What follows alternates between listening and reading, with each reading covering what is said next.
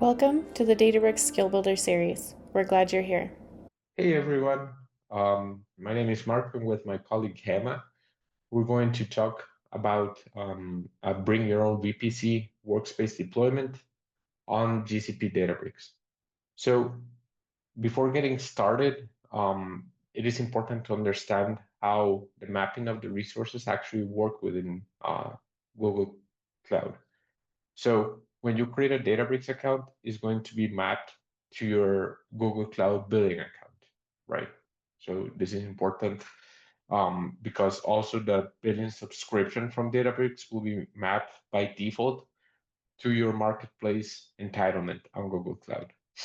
If your customer is interested in a direct commit or to be billed directly through Databricks, please refer to the account team.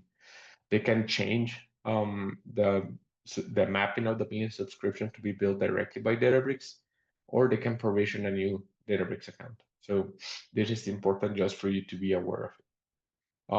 When we create a workspace on Google Cloud, the workspace will be physically residing in a Google Cloud project, right? So this is important just because there needs to be a respect or as a recommended best practice, you can respect the locality of the entirety of your resources. So if a customer is having a project for their dev resources and they want to deploy a dev workspace, it should make sense to deploy it on your dev Google Cloud project, right? That is also important to understand what type of resources are going to be shared between projects. So just for you to be aware of, each workspace, as you may know, has a one-to-one relationship to its own compute plane. Specifically in this case, and we'll see it in a moment, the compute plane will be residing in a VPC subnet, right? And another important aspect is that the actual compute resources will be mapped to Google Compute Engine instances. This is important because previously the compute resources from Databricks on Google Cloud were not Google Compute Engine instances. They were Google Kubernetes instances, right? So this was changed at the beginning of 2025. So every time that you create a new workspace, it's always good to make a sanity check and actually check on the Google Cloud account that the compute resources are being created properly, right? So something important is that if you go to your Google Cloud account, you can go ahead and create a Databricks account directly from your Google Cloud Marketplace. But again, keep in mind that if your customer wants to get billed directly through Databricks to Databricks, don't please leverage your account team, right?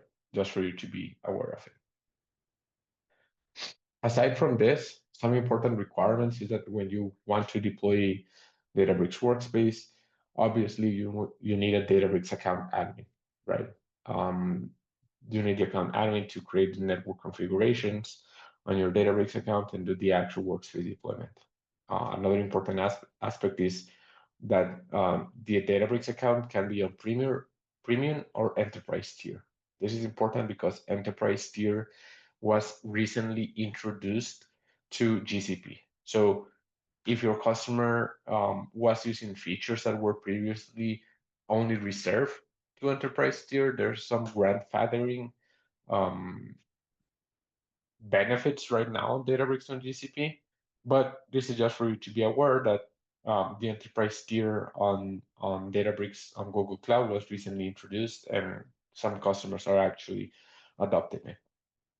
Also, another important aspect is that Databricks actually recommends that the workspace creator, the entity that's going to do the actual deployment, have the roles owner role on both the workspace project where on the project where the workspace is going to be deployed and the project where the VPC is going to be deployed. Usually, this is going to be the same project, right?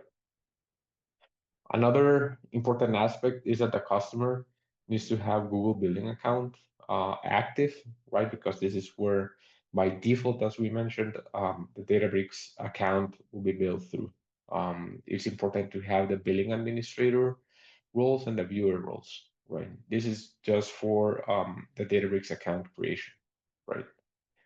And a pretty important aspect the Google Cloud project, where you're going to do your actual workspace deployment and run your clusters, must have the appropriate quota size. If not, when you're going to spin up a cluster, you will get a warning that you cannot actually request appropriate allocations due to your quotas limit in your Google project, right? And one important aspect, sometimes there are customers that have an organization policy that may restrict the deployment, right? So there's an organization policy called domain restricted sharing. If this is actually enabled, please ask the customer if they have this setting enabled. If that's the case, they don't actually need to disable this policy. What you need to do is basically use the known Databricks ID. This is not their Databricks account ID, but this is a known specific ID for known for Databricks that can be added to the policies allowed list, right? If you don't do this on the actual moment of deployment, you're going to get an error, right? So this is important because it will allow some of the communication between the Google Cloud account and Databricks as well. So these are some of the basic prerequisites. And now what we're going to do is follow with the actual workspace deployment. Now I'll walk you through how to set up a customer managed Databricks workspace on Google Cloud Platform, which is also called as the Bring Your Own VPC setup. Before moving forward with the setup, I would like to talk a little about the network architecture so we'll be able to understand better. So this customer VPC gives the full control over the networking environment, be it creating your subnets, routing, and also creating a NAT gateway so that our connectivity to the Databricks control plane is completely secured, and it is also giving us enough controls. So Databricks operates on a compute plane and control plane architecture. As you see here, the control plane is managed completely by Databricks, which actually hosts the web applications, the REST APIs, and the job clusters. And the compute plane will be hosted inside the customer VPC. That's where actually these Spark clusters run. So in this customer managed model, you create and manage the VPC subnets, your routes, and NAT gateway. So then whenever we create an instance when we create a cluster in Databricks, it will deploy the compute resources inside the VPC so that it is secured. So each Spark cluster, be it the driver node or the worker node, will make use of two private IPs. One would be for the Databricks runtime container and one would be for node level services. We would also configure a NAT gateway to wherein we will attach a NAT gateway also to the VPC, which will then be used for clusters so that it can reach the public internet. So for all other services, access to GCS buckets, all of those will be managed by PGA, which is called as the private Google access. So before you start creating the workspace, ensure you have these permissions where you have already subscribed to Databricks from your GCP marketplace so that you have access to the Databricks account console so that you are also the Databricks account admin. And then in a GCP permission perspective, Databricks recommends that the workspace creator has the role/owner permission on both your workspace level and your VPC level projects.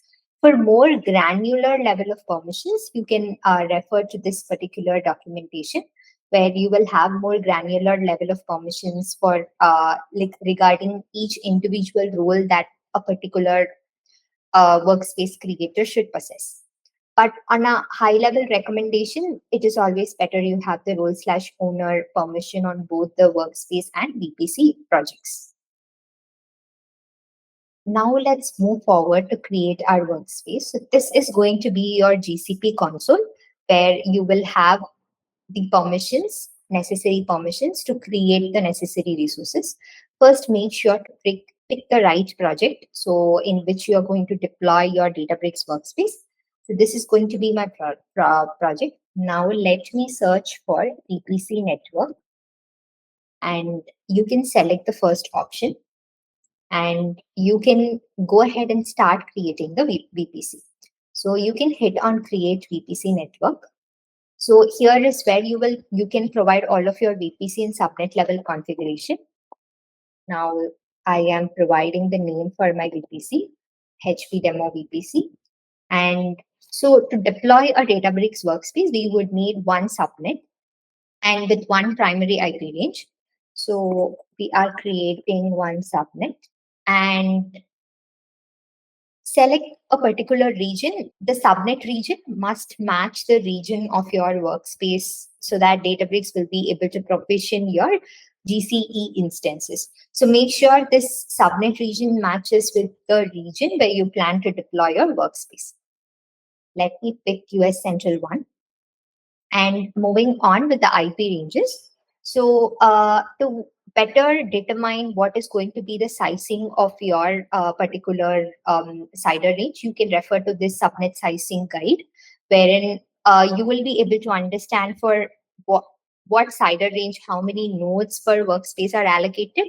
So depending on that, you will be able to kind of determine which CIDR range will be suitable for your particular requirement. You can start from 6/19 until 25. You can provide your CIDR ranges. So let me pick this to be my, I'll have /19 as my CIDR. And we would only require one primary IP range. So this is going to be our VPC configuration. And right now we do not have to add any firewall rules here. And make sure you hit create so that our VPC gets created. Yeah. So once after our VPC is created, you can move forward and create a NAT gateway so that we will be able to access the public internet. So here you will be able to see create cloud NAT gateway, and you can provide a name for the gateway. And here under the cloud router selection, make sure you select the VPC that we just created. So this is going to be my VPC. And the region would generally be auto-populated. So you can select that. And under cloud router, you will when you are going to create a new VPC, you will not generally see any of the existing router. So you can hit create new router and provide a name for the router. So this will be the router and it is attached to our NAT gateway.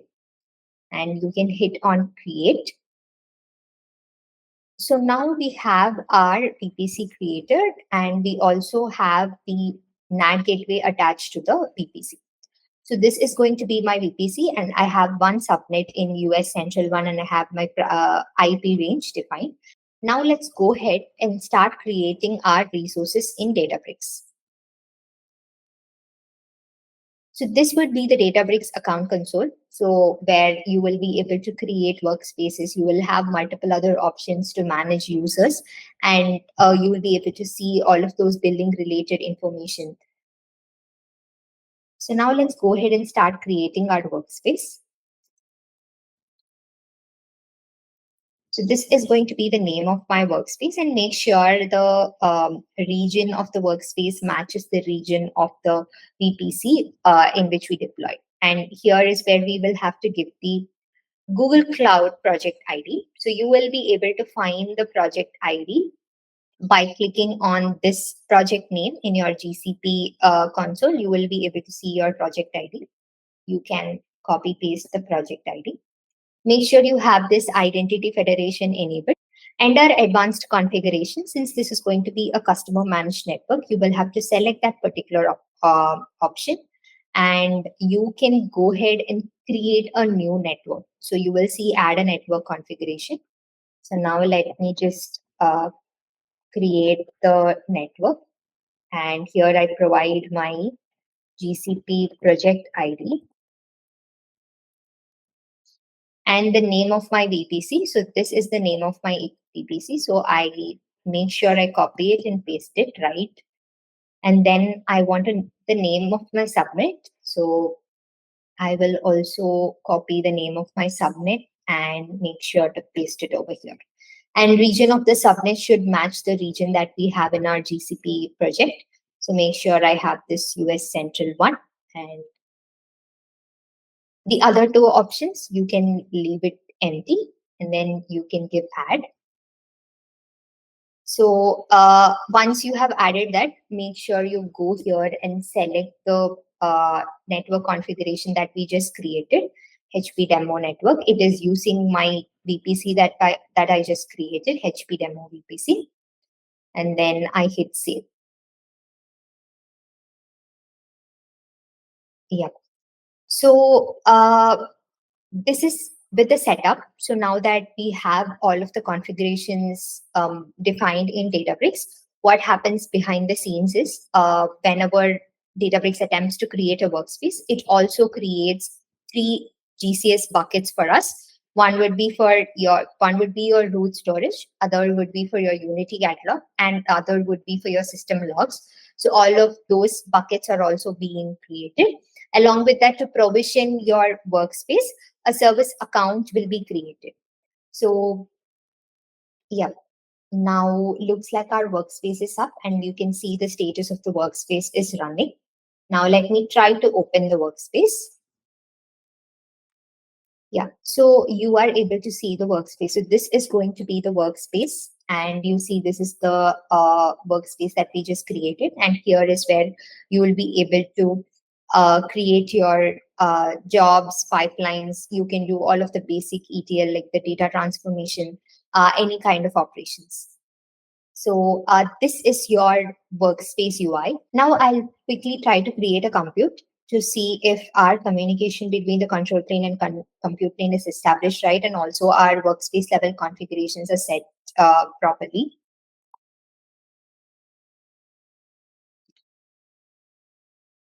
So here, if you see, you have this particular label that is attached to this cluster. It means that this is going to spin up a GCE instance for you. So once after the cluster is spun up, you can go and double check in your GCP cloud to see if that particular cluster is up. And one more point to highlight, when we create the Databricks workspace, behind the scenes, the Databricks also attempts to add a firewall rule to the VPC that we created to make sure that the communication for the clusters are being established. So it adds, so this is going to be the VPC which is the one that we just created.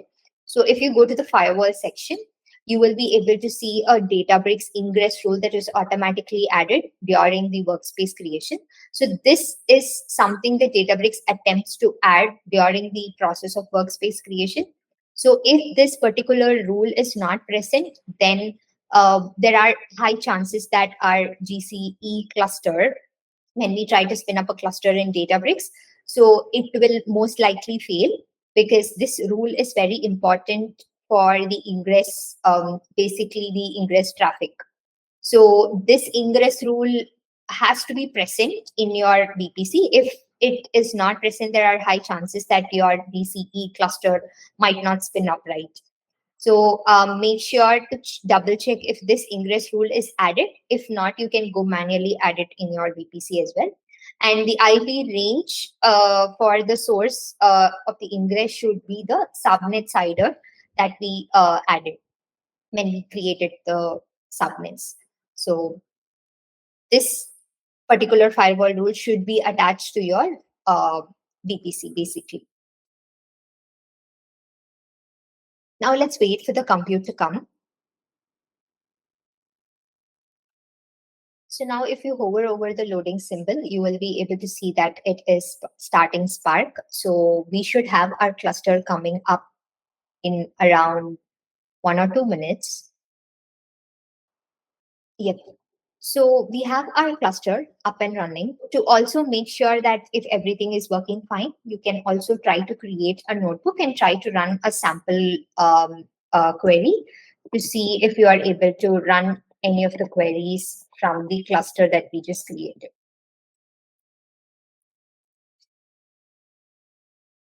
You can go ahead and attach your cluster that we just created. And we have this samples data set.